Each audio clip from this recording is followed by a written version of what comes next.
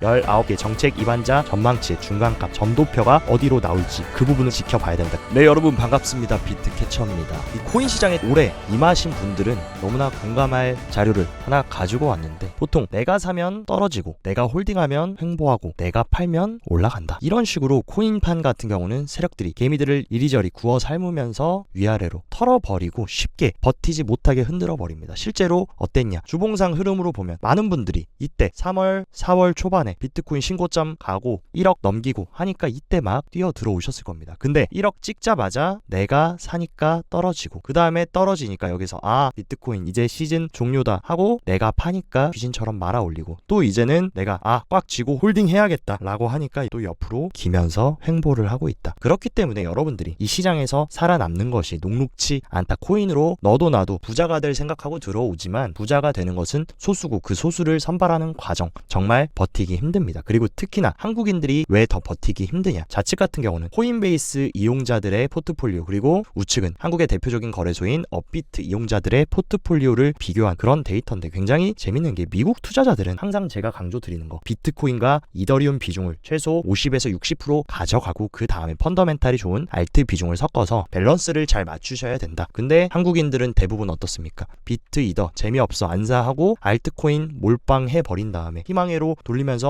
빨리 부자가 될 생각에 가득 차 있는데, 여러분들이 아셔야 되는 사실, 리턴이 크면 리스크도 커야 됩니다. 내가 큰 돈을 벌기 위해서 알트를 이런 식으로 비중 90% 100% 가져갔으면 빠질 때도 크게 빠지기 때문에 이 정도 변동성은 감수를 하셔야 되는데, 많은 분들이 올라갈 것만 생각하시다가 이런 식으로 조정 한번 맞아가지고 비트코인 5% 10% 떨어질 때 알트코인들은 50% 70% 떨어지는 거 못 견디고 욕하고 떠나간다. 그렇기 때문에 항상 강조드렸던 거, 포트폴리오를 비트 이더 잘 넣어 놓으시고, 그리고 메이저 알트, 그리고 여러분들이 좋게 생각하는 펀더멘탈이 있는 메이저 알트 밸런스를 잘 맞추셔야지. 알트 몰빵하고 심지어 그 알트코인조차도 김치 잡코인 밈코인들로 몰빵하신 분들은 이번에 크게 경험을 하셨을 거라고 생각합니다. 그리고 항상 제가 말씀드리는 거, 여러분들이 인간지표 하지만 가장 정확한 인간지표 뭡니까? 전세계 구글 트렌드 같은 경우에 많은 분들이 너도 나도 롱 본다 롱충이다 하는데, 생각보다 비트코인에 불리시하지 않다. 당연히 제 코인 방송 보시고 크립토 투자를 하시는 분들은 그 누구보다도 크립토에 대한 공부를 많이 하시고 관심을 많이 가지시기 때문에 준거 집단 자체가 어쨌든 코인 시장에 불리시하게 볼 수 있겠지만, 일반 대중들은 비트코인에 너무 관심이 없다라는 것을 보여줍니다. 지난 17년 사이클 당시에 구글 트렌드 지수는 100포인트에 육박했고, 가장 최근 21년 사이클 같은 경우도 69에 위치했다. 최근에 비트코인 1억 간다 신고점 갱신했다 했을 때도 44로 잠깐 반등했지만 이내 최근 2달이 넘은 조정에 따라서 20까지 내려왔다. 근데 여러분들이 아셔야 되는 사실, 올라갈 때 사고 떨어질 때 팔고 이런 식으로 투자하셔가지고는 여러분들이 절대로 크립토 시장에 살아남을 수 없다. 실제로 구글 트렌드가 바닥을 찍었던 2022년 12월 이때 비트코인 가격 얼마였습니까? 이때 비트코인 가격 15K였습니다. 근데 이때 사람들이 다 폭락한다, 뭐다, 시즌 종료다 이런 얘기 나왔는데 1년도 안 돼서 신고점 갱신하면서 거짐 5배 가까이 올랐고, 그리고 또 언제였습니까?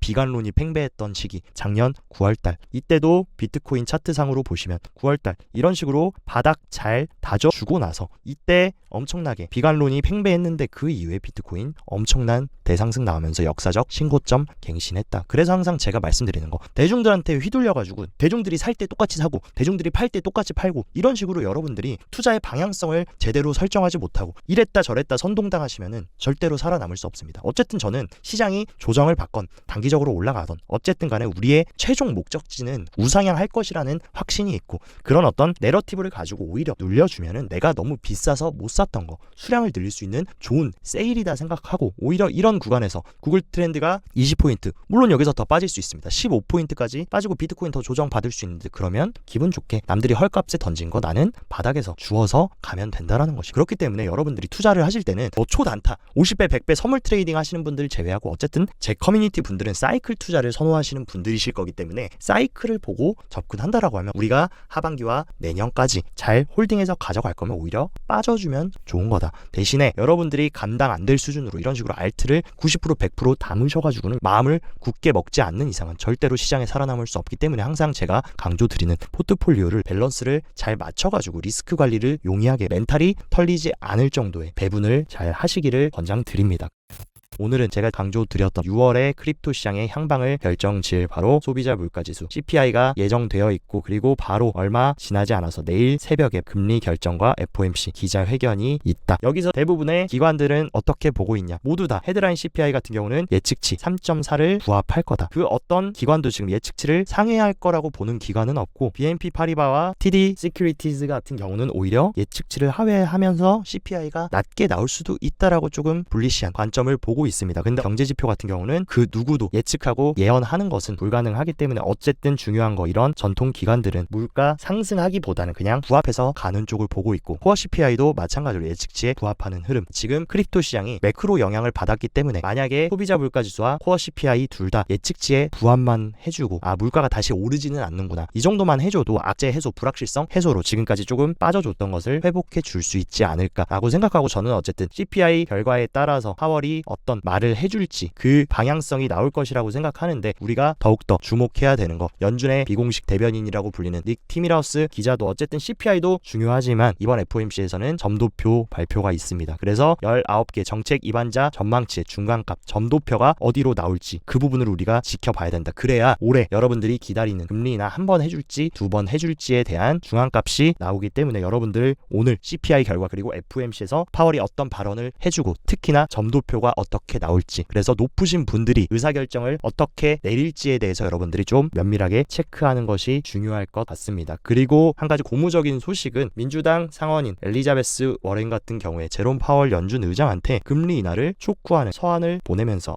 지금 너무나 힘든 상황이다, 고금리 너무 오래 했으니까 금리 인하 최대한 빠르게 하자, 이런 식으로 파월을 압박하고 있고, 실제로 지금 미국인들의 개인 가계 상황은 그렇게 좋지 않습니다. 표면적으로 볼 때 고용시장도 아직 뭔가 탄탄한 것 같고 소비시장도 탄탄한 것 같지만, 실제로 중소은행들의 신용카드 연체율이 역대급이다. 심지어 지금 이 정도 수치는 코로나 때 그리고 2008년 금융위기 당시보다 높은 상황입니다. 그만큼 지금 개인들의 가계경제 상황이 굉장히 어렵다라는 것을 반증하고 있고, 금리에 그 누구보다도 예민한 채권 투자자들이 보는 기대 인플레이션 같은 경우에는 오히려 향후에 인플레이션이 꾸준하게 안정될 수 있다라고 보고 있습니다. 그래서 기대 인플레이션 수치를 2.27 정도 수준으로, 어떻게 보면 금리와 어떤 인플레이션을 가장 깊게 파악하고 공부하고 추세를 볼 줄 아는 채권 투자자들이 물가가 중장기적으로 출렁임은 있더라도 안정될 것이라고 보고 있는 만큼, 어쨌든 간에 대선이라는 중요한 이벤트를 망치지 않으려면 표면적으로라도 물가가 잡히는 듯한 그런 데이터를 만들어가지고 명분을 만들어주고 금리를 내려주면서 그렇게 흘러가는 것이 가장 베스트가 아닐까. 그리고 지난 CPI와 FOMC 상황을 한번 복기를 해보면 3월 달에는 CPI 발표 직후에 비트코인이 하락했지만 그 이후에 FOMC 이후에 다시 상승하는 모습 보여줬고, 4월 같은 경우도 CPI 발표하고 하락했지만 FOMC 하고 나서는 또 상승하는 모습을 보여줬습니다. 그리고 5월 CPI 같은 경우는 발표를 하고 상승을 해줬는데, 지금은 이례적인 게 뭐냐, 보통은 CPI 하고 FOMC를 했는데 이번엔 CPI와 FOMC가 겹쳐있다. 근데 중요한 사실은 FOMC 할 때마다 단기적으로 시장이 회복하는 움직임을 보여줬기 때문에, 만약에 CPI만 예측치에 부합 정도만 해주고 FOMC에서 파월이 대선을 염두해가지고 조금 시장이 불리시한 발언을 해준다라고 하면, 지금 크게 조정을 받았던 조정분을 어느 정도 조금 피벗하면서 회복해줄 수 있지 않을까라고 개인적으로 보고 있는데, 일단은 파이어 차트 흐름을 체크를 해보면 마의 구간 이 72K를 확실하게 돌파해주기 전까지는 확실하게 국면이 단기 상승 국면으로 들어갔다라고 보기는 조금 어려움이 있을 겁니다. 그렇기 때문에 보수적으로 트레이딩 하시는 분들은 72K 확실하게 돌파하고 안착한 다음에 들어가시는 것을 권장드리고, 어쨌든 하단에는 크게 지지해주는 매수벽이 없다. 그렇기 때문에 CPI가 만약에 좋지 않게 나오고 FOMC에서 파월이 약간 베어리시한 발언을 해주면 충분히 추가적인 조정은 약간은 열어둬야 된다. 근데 한 가지 다행인 사실은 매도를 하면서 조정을 견인했던 가장 큰 고래 갈색 고래가 다시 강력한 매수세에 돌입했고, 두 번째 고래인 보라 고래들은 약간의 차익 실현은 했지만 아직도 매수세에 가담하고 있는 모습. 어쨌든 가장 큰 고래들이 다시금 매수세에 들어 올려는 모습은 일단은 단기적으로 크게 나쁘지는 않은 상황이라고 생각합니다. 근데 어쨌든 간에 시장에 큰 하락을 유발했던 원인은 비트코인 현물 ETF의 엄청난 유출이 또 발생되면서 이틀 연속으로 유출이 됐다. 제가 말씀드렸던 것처럼 CPI와 FOMC가 있기 때문에 어쨌든 리스크 관리를 좀 하기 위해서 비중을 덜어내면서 차익 실현을 한 것이 아닐까,